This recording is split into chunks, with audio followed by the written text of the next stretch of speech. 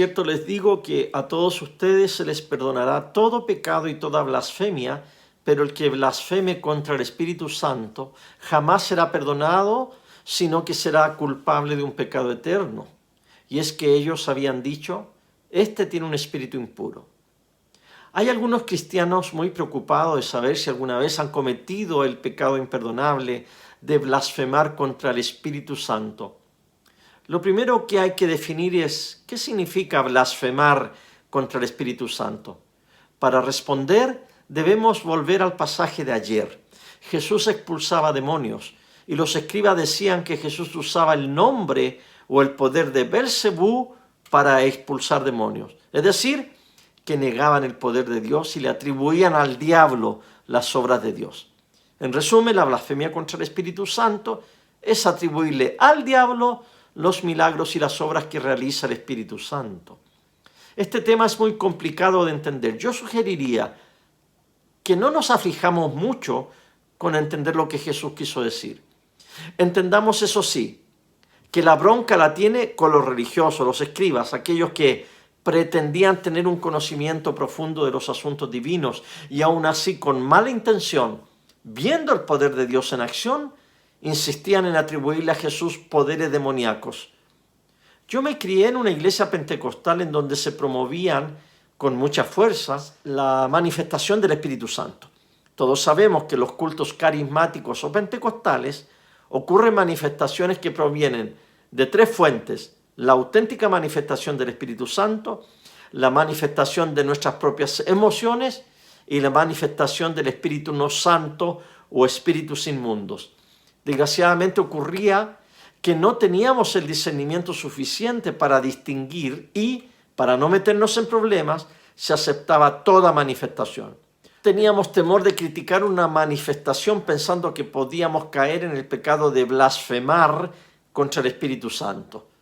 Así es que mejor no juzgábamos. En aquellos años ocurrieron cosas maravillosas y auténticas obras y fruto del Espíritu Santo. Pero también debo reconocer que ocurrieron cosas vergonzosas que alejó de la fe a muchas personas. He aprendido a no tener miedo a analizar y discernir la obra del Espíritu y darle gloria a Dios por eso. He aprendido también a darme cuenta y rechazar aquello que pareciera ser una obra de Dios cuando realmente no lo es y proviene no de la maldad, sino que de sentimientos humanos. Pero a veces también nos damos cuenta que es el mismo Satanás el que ha obrado para confundir, dividir y deshacer la obra de Dios.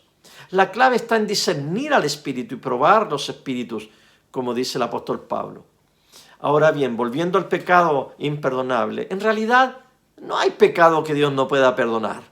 La sangre de Jesucristo, su Hijo, nos limpia de todo pecado. Dios tiene poder para perdonar todo pecado.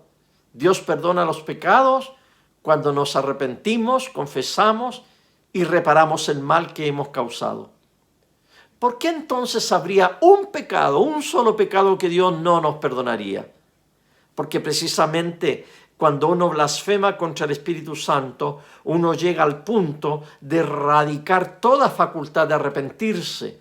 La persona que blasfema en contra del Espíritu Santo jamás se arrepentirá. Al contrario, se mantendrá orgullosamente segura de su blasfemia y sumamente segura de su verdad y de su rechazo a la obra de Dios. Así es que la prueba de que no has blasfemado en contra del Espíritu Santo está en la misma preocupación que han manifestado. Si hubiera blasfemado, ni siquiera lo preguntarías.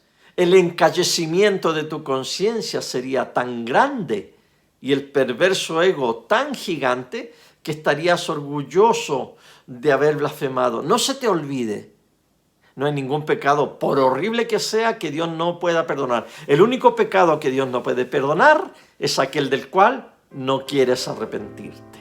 Oremos.